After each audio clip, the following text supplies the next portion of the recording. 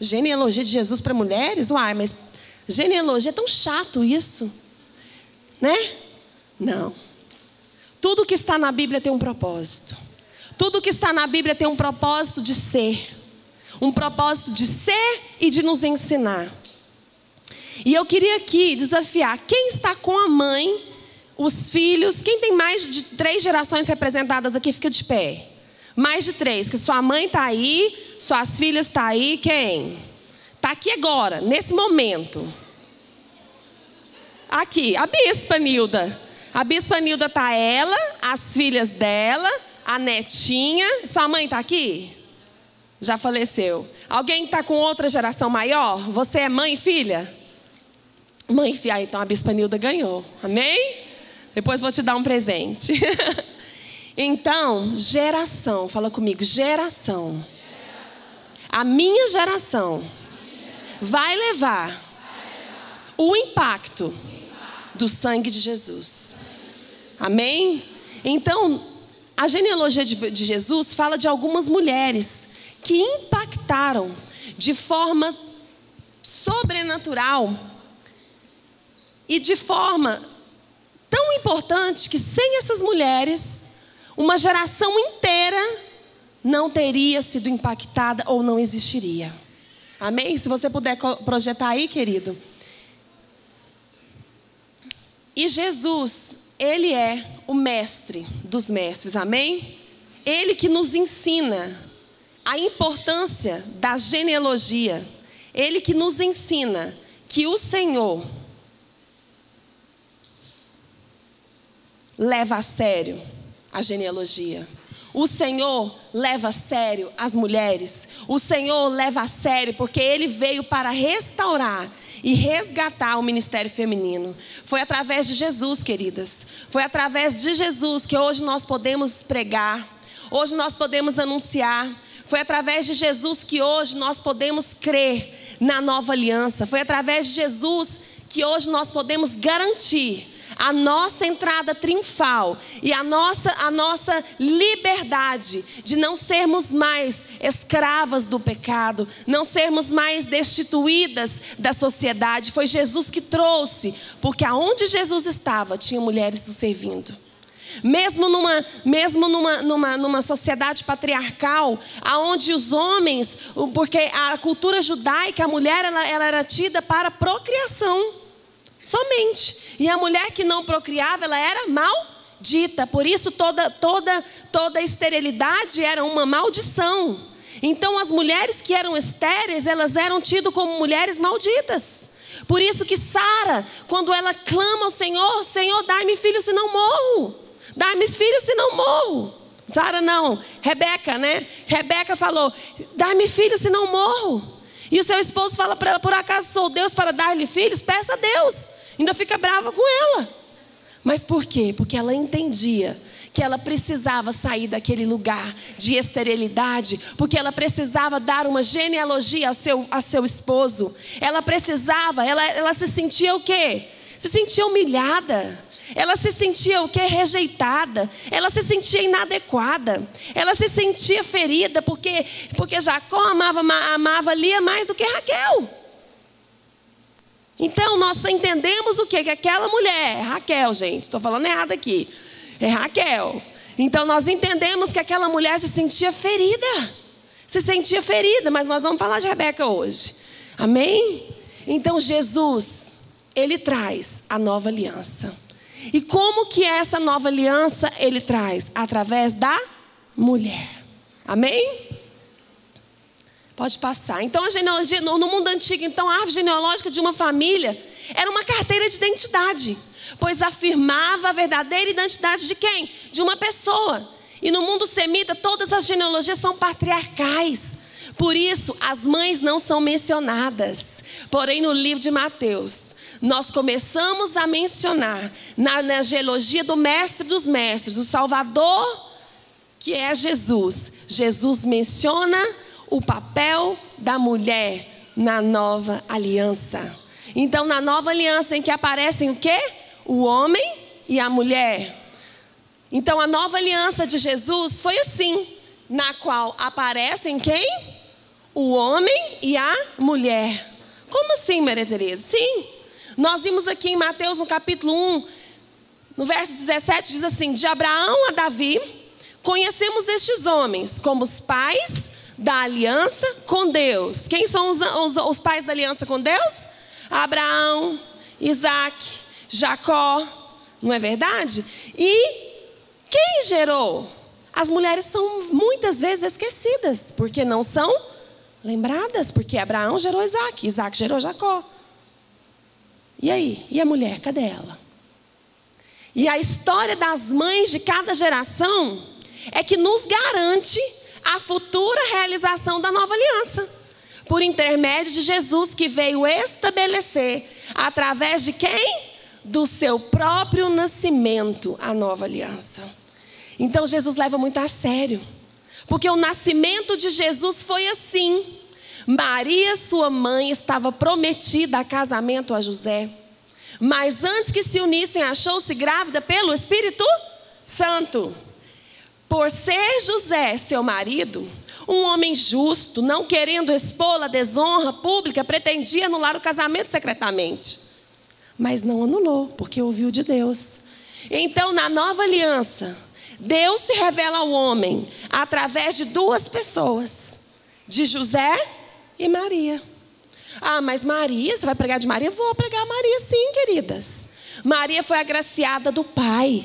Maria foi escolhida entre todas as mulheres para gerar o Messias. Então, na nova aliança, o homem, José, a mulher, Maria, se unem para criar Jesus, o Santo de Deus, o unigênito de Deus na terra. Então, na nova aliança, nós vimos o quê? Um homem temente a Deus, José, filho de Davi, não tema receber Maria como sua esposa, diz o Senhor, pois o que dela foi gerado procede de quem? Do Espírito Santo de Deus. E ela dará um filho, e você deverá dar-lhe o nome de Jesus, porque ele salvará o povo dos seus pecados. Tudo isso aconteceu, sabe para quê? Para que se cumprisse o que o Senhor dissera pelo profeta. Ou seja, a virgem ficará grávida, dará à luz a um filho, e eles lhe chamarão Emanuel, que significa Deus conosco. Então, Jesus já começa quebrando as leis, quebrando as regras dos religiosos, e é isso que eu amo nosso mestre, porque ele quebra as leis, ele quebra as regras. Ele veio sim, e ele sabia a identidade pelo qual ele veio, ele sabia o objetivo pelo qual ele estava na terra. E aqueles que creram nos milagres de Jesus, o seguiram, foram feitos discípulos do mestre. E Jesus ia, e Jesus veio, já no útero de uma mulher, já quebrando toda a regra patriarcal, toda a regra judaica, de que a mulher não poderia gerar, que a mulher deveria apenas ser um objeto de gerar filhos, sim. Mas aquela mulher foi recebida pelo Espírito Santo para gerar o Salvador. Agora vocês imaginem como Maria se sentiu. Foi desafiada. No meio de uma sociedade onde ela iria ser excluída. Ela temeu. Ela sentiu-se medo. Ela provavelmente escondeu-se, porque ela estava grávida do Espírito Santo. Naquela época tinha que primeiro pagar os dotes. A mulher tinha que conhecer seu esposo como hoje, somente depois do casamento.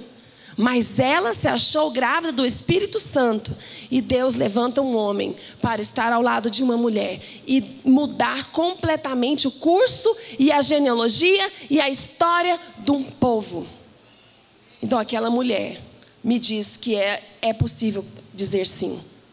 É possível dizer sim. Então, quando você se sentir desafiada, quando você se sentir inadequada, lembre dos testemunhos das mulheres da Bíblia, que elas também se sentiram desafiadas, inadequadas, também passaram por problemas, por críticas. Você vai passar por críticas. Você está achando que quando, há 4 anos atrás, nós voltamos de Belo Horizonte, eram 61 mulheres. Chegamos assim, meio que quase doidas, assim, querendo fazer tudo isso que a gente está fazendo hoje. Eu cheguei na apóstola, eu e a Marcinha, vamos fazer conferência, vamos. E a apóstola, calma, que ela sempre foi muito inteligente, mas não nos barrou, nos abençoou e Ele liberou a bênção para nós irmos. E vocês foram nos respondendo, indo nas conferências, praticando os chás. Então, mas não foi fácil. De trás dos bastidores, ninguém sabe o que passa de trás dos bastidores. Há muita crítica. Toda conferência tem uma que vem me pedir perdão, várias vêm me pedir perdão, porque eu pensava que você era metida, que você era enjoada, que você queria se aparecer, que isso, que aquilo outro. As críticas, quem pensa que você é, ou quem você é, você não é ninguém. Não tem problema, eu estou fazendo para o Senhor. Para mim cabe que Ele cresça e eu diminua, que Ele apareça, não é para mim. Quando eu disse sim, queridas, ao chamado, quando eu disse sim, falei, Senhor, eu quero ser tua filha. Foi no momento mais drástico da minha história. Eu tinha 2 lojas maravilhosas que eram meus tesouros, assim. Perdi tudo. Deus fechou a porta, porque a porta que Ele fecha ninguém abre, não. E não adianta você tentar abrir pelas suas forças. E eu fiquei 3 anos, estava bem a loja. Os últimos 3 anos, tudo mal. Fui viajar, deixei a minha discípula amada, querida, como gerente da loja. Cheguei lá no lugar destino, onde eu estava com a minha família. Fulana pediu conta. Falei, meu Deus do céu, está tudo acabado. Então Deus vai nos forjando. Deus vai fazendo, sabe o quê? Espera aí, deixa eu tirar. Deixa eu ver até onde você vai. Porque Deus é mau? Não. É porque quando nós dizemos sim para o Senhor, levanta-se também uma batalha. Levanta-se também uma guerra.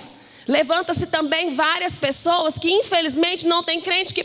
Não existe crente que confessa o pecado da inveja. Não existe crente, mulher que confessa o pecado de que eu queria estar no seu lugar. Mas isso não importa. Porque maior é o que está em nós, amém, queridas? Maior é o que está em nós. A hora que a irmã do louvor falou assim, olha... Quando a gente começa a adorar, não tem inimigo, não tem mal, não existe poder nas trevas que é maior do que o poder de Deus. O Senhor escolheu as coisas tortas deste mundo para fazer aquilo que é torto, tornar-se que é reto. Então Deus não escolhe. Talvez você está aqui esta manhã, se sentindo inadequada, se sentindo inferior. Eu já me senti assim várias vezes. Mas o Deus que nós servimos é maior do que os nossos sentimentos. O Deus que nós servimos é maior do que as nossas qualificações. Porque Deus consegue transformar o nada em tudo. Deus consegue transformar a água no mais maravilhoso vinho. Deus consegue transformar uma prostituta em uma geradora de filhos. Tamar é uma mulher que aparece na genealogia de Jesus. Tamar é uma palmeira. Tamar é uma matriarca da casa de Davi. Tamar foi uma mulher que se vestiu de prostituta, enganou seu sogro, dormiu com ele e gerou uma geração. Tamar enganou seu sogro para realizar a lei do levirato, na qual o parente mais próximo deveria dar a um filho para que se garantisse uma descendência, porque Jesus leva a sério a descendência. Jesus leva a sério a genealogia. Amém? E Onã recusou-se dormir com Tamar porque queria a herança de seu pai. Deus o castigou. Morreu. O seu irmão também recusou-se, não deu o filho para Tamar. Tamar se veste de prostituta. Espera o seu sogro Jacó. E de Jacó, e nós vimos no registro da genealogia de Jesus, filho de Davi, filho de Abraão, que Abraão gerou Isaac, Isaac gerou Jacó, Jacó gerou Judá e a seus irmãos. E Judá gerou Perez e Zerá, cuja mãe foi Tamar. Então Tamar e Judá geraram quem? Perez e Zerá. E garantiu a genealogia de Jesus. Porque sem Tamar Nós não teríamos, nós vamos chegar lá. E nós vimos também Raabe, a prostituta de Jericó.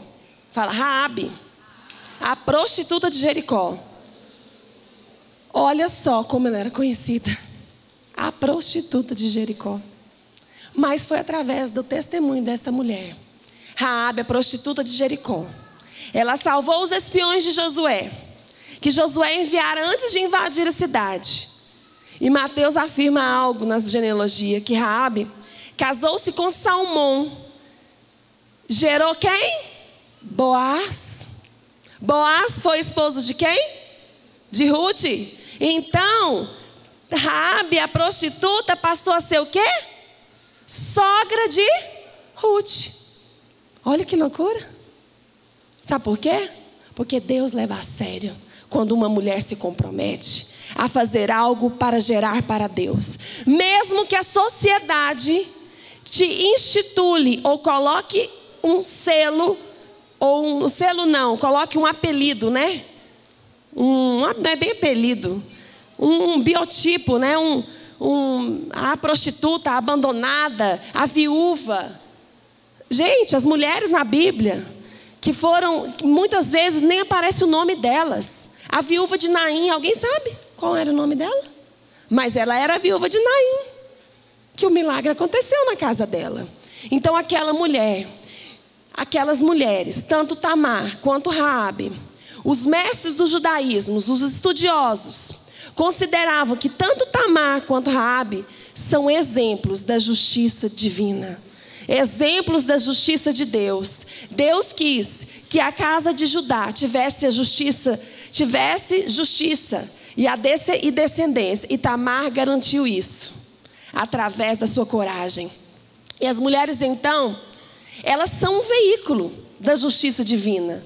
Elas preparam um caminho para José, para que José receba Maria em sua casa, para que José adote seu filho Jesus, para que José, sendo um homem justo, não obedeceu às leis da época, mas decidiu criar Jesus como filho.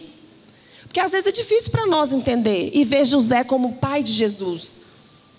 Mas Jesus teve um pai terreno, que cuidou, que zelou, que ensinou e que se dispôs a ir contra as leis, a favor da lei maior, que era a vontade de Deus. Amém?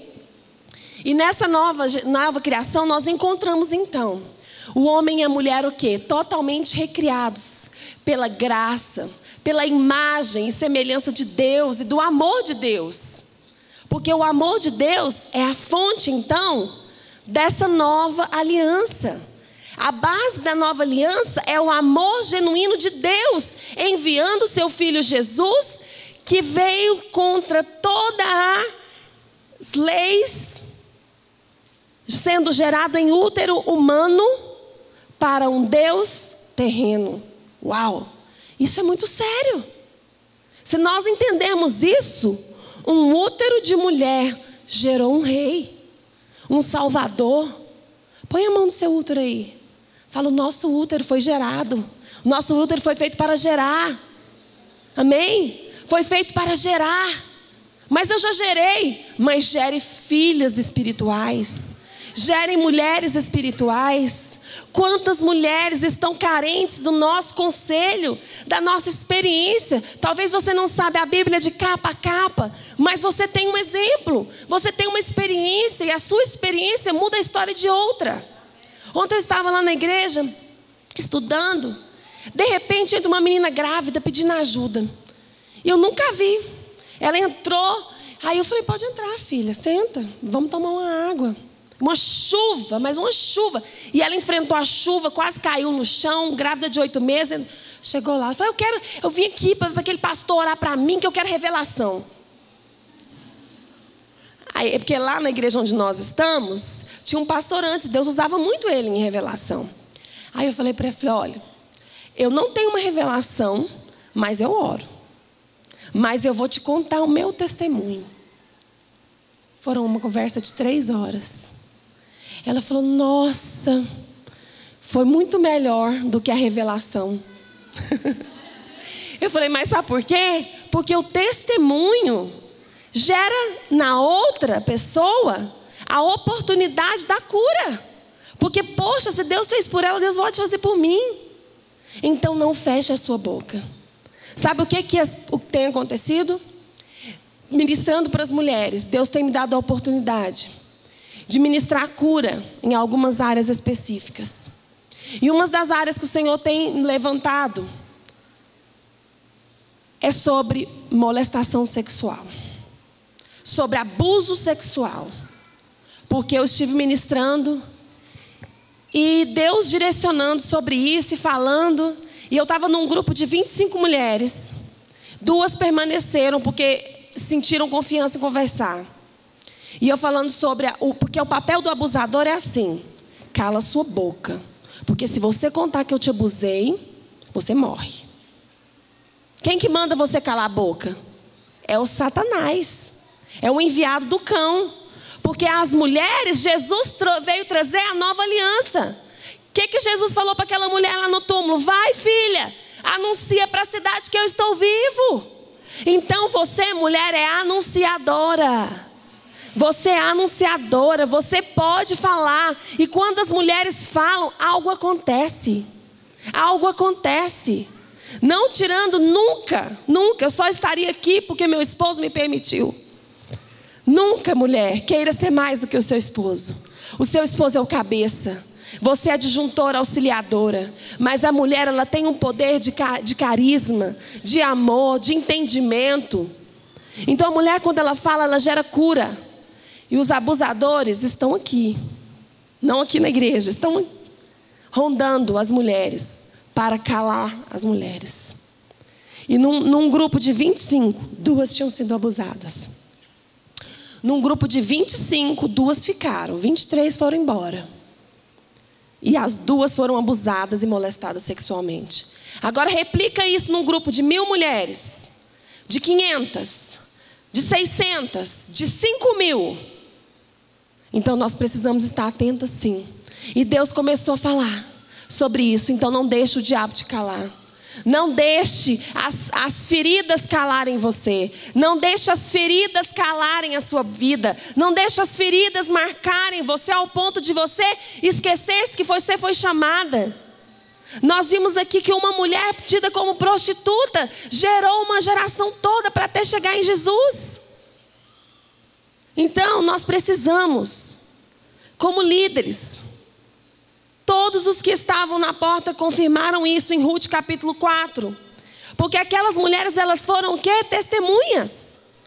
E fala dessas mulheres assim, ó, somos testemunhas. Porque o Senhor, faça o Senhor com essa mulher que está entrando em sua família, como fez com Raquel e Lia. E juntas formaram as tribos de Israel. Seja poderoso em Efrata e ganhe fama em Belém. E com os filhos que o Senhor lhe conceder, dessa jovem seja a sua família. Como a Perez que Tamar deu a Judá. Então, essas mulheres foram muito usadas para chegar até a genealogia de Jesus. Porque foram mulheres ousadas. Mulheres que não permitiram o corte da esterilidade, mas permitiram a frutificação para que se cumprisse a palavra de Deus. Não dá para falar toda a palavra hoje. Mas nós vimos que uma coisa é certa.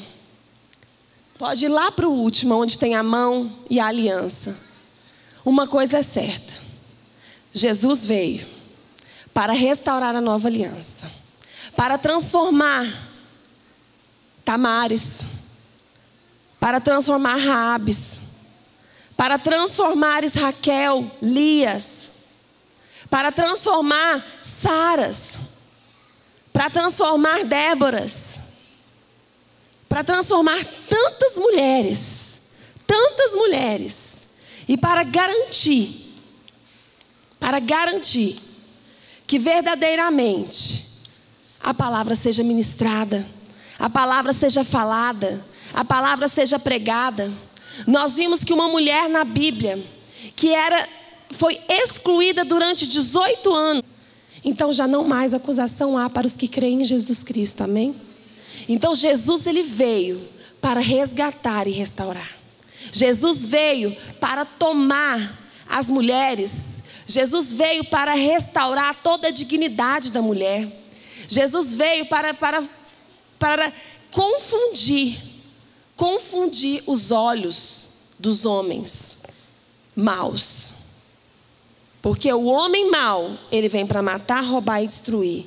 Mas Jesus veio para trazer vida, e vida em abundância. E nós vimos também uma mulher que ela andava encurvada. A mulher do fluxo de sangue eram 12 anos, desculpa. A encurvada eram 18. Ela andou encurvada 18 anos. Mas quando o mestre passou, ela viu no mestre a oportunidade de ser curada. Então, quando nós entendemos que Jesus se preocupa com as enfermidades de alma e com as enfermidades naturais para gerar a cura, nós não podemos ficar apáticas, amém?